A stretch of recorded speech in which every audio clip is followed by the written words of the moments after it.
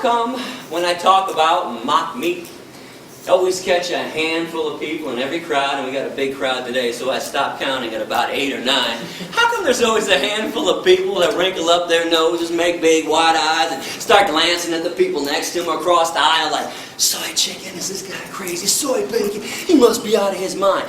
How come this stuff that is made of soy, wheat, vegetables, grains, and spices, no chemicals, contrary to the lies being spread about these products by the meat and dairy industries, how come this stuff is considered gross to most people, but meat's got 5 components. Let me break it down for you. Blood, flesh, veins, muscles, and tendons. The cut-up corpse of a dismembered body. How does meat not qualify as gross and disgusting to everybody? How in the world is a beverage, a liquid that oozes out of the udders of cows, a secretion that drips from the mammary glands of another being, that's loaded with pus, by the way?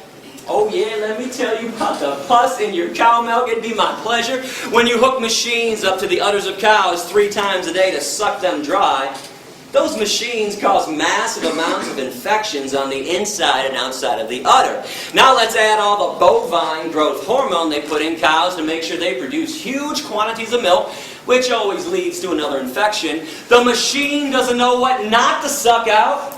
Pus, mucus, and infections right in with your milk, and yeah, milk is pasteurized. But when did pasteurization become a removal process? It's a sanitation process. You're only sanitizing pus. And you want to look this up online, well, you don't think the dairy industry would ever use the word pus when they write about this problem in their own trade journals. Yeah, they're going to deceive you again with this. Look up the scientific term for pus, somatic cell count. And by the way, our government, the USDA, they allow the dairy industry to have a maximum amount of 1 eyedropper full of pus in every glass of milk. Drink up. Oh, and by the way, while you're looking up that lie from the dairy industry and all the other ones, you might want to look up casomorphins. I got it up on both sides of the board. Remember that part in the speech earlier when I talked about people being hooked on cheese like it was laced with weed, crack, and morphine?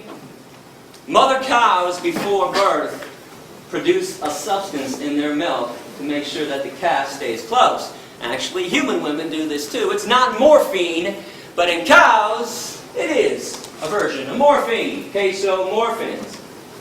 That's why people are so hooked on cheese. Got to have their daily fix of morphine. Does anybody know what an egg actually is from a hen? And don't say embryo or aborted fetus, not even close. It's unfertilized, so it can't be either. Hen is a female, though. Unfertilized egg through a female system. It's part of her menstruation cycle. It's a hen's period. People scramble up hen periods in the morning, and all of a sudden I'm weird because I don't make omelets anymore. And what about vomit? Oh, we're going to take those blinders off today. Come on, you guys love vomit. You adore it all over your food. Got to give this one a pretty name, though. No one's going to buy and eat vomit unless we call it honey instead. Honey comes directly from a bee's stomach. It is regurgitated right through a bee's mouth. Look it up with any wildlife biologist. But nobody wants to eat bee vomit nut Cheerios. We want honey nut Cheerios. So we hire ourselves to play euphemism games. The standard diet of a meat eater is blood, flesh, veins, muscles, tendons, cow secretions, hen periods, and bee vomit. Now, we're not done yet. I am not going to let you off that easy while I got you here today. You know, we top this all off, in my opinion, because every November, during that certain holiday people love so much, people take a dead turkey, open up the dead turkey's ass, or carve out a really big hole in their ass, take some stuffing and shove it inside their dead empty ass, and use their little dead ass as an oven to bake some bread. Somebody else's dead, empty, bacteria-laden ass to make bread?